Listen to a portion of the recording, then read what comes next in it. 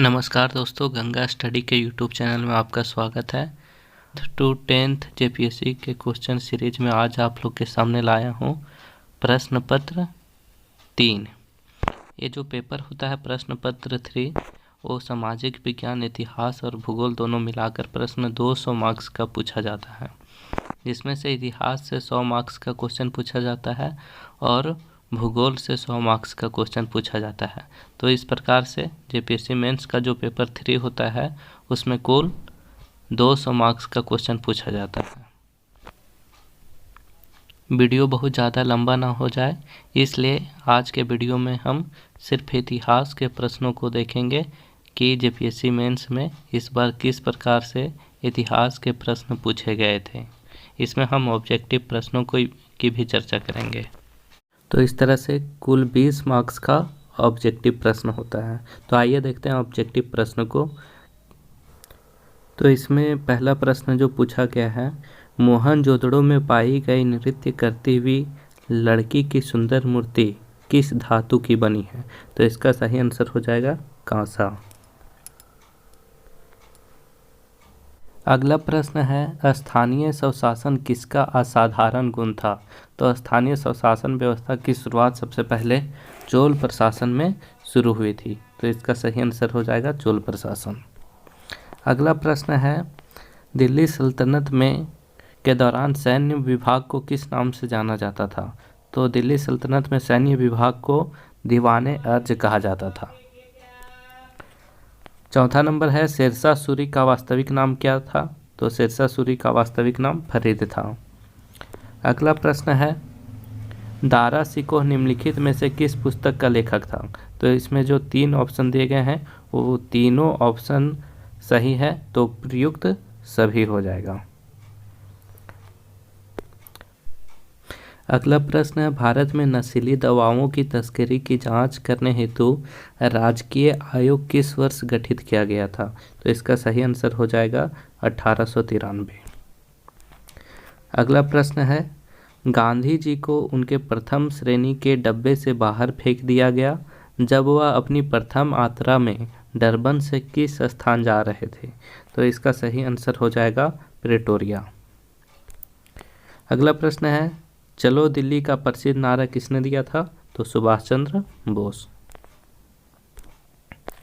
अगला प्रश्न है, 30 नवंबर 1897 ईस्वी को सजा की अवधि की समाप्ति के पूर्व बिरसा मुंडा को जेल से रिहा क्यों किया गया था? तो इसका सही आंसर हो जाएगा सामग्री विक्टोरिया की हीरक जयंती थी।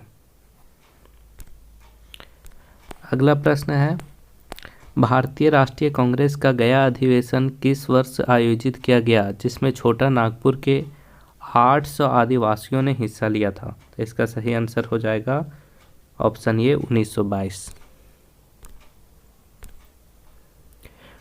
तो आइए अब देखते हैं लॉन्ग टाइप क्वेश्चंस को। तो हिस्ट्री में लॉन्ग टाइप क्वेश्चन देखें तो कुल 4 प्रश्न पूछे जाते हैं। एक प्रश्न प्राचीन भारत के इतिहास से होता है, एक प्रश्न मध्यकालीन भारत के इतिहास से होता है, एक प्रश्न आधुनिक भारत के इतिहास से होता है और एक प्रश्न जो पूछे जाते हैं वो झारखंड के इतिहास से होता है।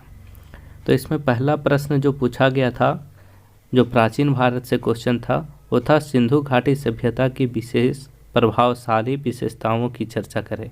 तो इसमें सिंधु घाटी की सभ्यता का एक पृष्ठभूमि तैयार करना था और उसके जो विशेष प्रभावशाली जो विशेषताएं थी, जैसे नगरीय व्यवस्था, वहाँ की लिपि के बारे में, वहाँ का राजनीतिक व्यवस्था क्या था, धार्मिक व्यवस्था क्या था, तो इन तमाम विषयों पर चर्चा करना था। दूसरा प्रश्न है, शेरशाह सूरी की उपलब्धियों और योगदान का आलोचनात्मक परीक्षण करें। यहाँ महत्वपूर्ण बात यह है कि शेरशाह सूरी की उपलब्धियों और योगदान का आलोचनात्मक परीक्षण करने के लिए बोला गया है। तो ये मध्यकालीन भारत के इतिहास से प्रश्न पूछा गया था। तीसरा प्रश्न देखें तो आधुनिक भारत से बहुत स्ट्रेट फॉरवर्ड क्वेश्चन पूछा गया था कि भारतीय राष्ट्रीय आंदोलन में महात्मा गांधी की भूमिका का वर्णन करें। तो इसमें दिखाना था महात्मा गांधी का की क्या भूमिका थी भारतीय राष्ट्रीय आंदोलन में।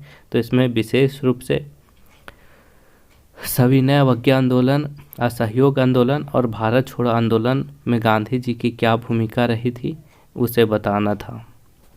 अगला प्रश्न देखें, झारखंड से जो प्रश्न पूछा गया था वो थोड़ा कहीं ना कहीं ट्विस्ट था। अगर इस क्वेश्चन को ध्यान से पढ़ें और समझने का प्रयास करें तो ये इनडायरेक्टली रूप से कहीं ना कहीं टाना भगत आंदोलन के बारे में पूछा है। देखते हैं क्वेश्चन को। बिरसा मुंडा आंदोलन के पश्चात झारखंड के आदिवासियों के संघर्ष ने अपना उग्रवादी एवं हिंसात्मक स्वरूप त्याग कर संवैधानिक और शांतिपूर्ण स्वरूप अपना लिया। आप इस कथन से कहाँ तक सहमत हैं? तो देखिए, इसमें पूछा गया कि बिरसा मुंडा जो आंदोलन था उग्रवादी और हिंसात्मक रूप से लड़ा गया था, लेकिन इसके बाद जो झारखंड में आंदोलन हुए उसका स्वरूप कुछ दूसरा था। वो कहीं ना कहीं संवैधानिक और शांतिपूर्ण ढंग से लड़े गए थे।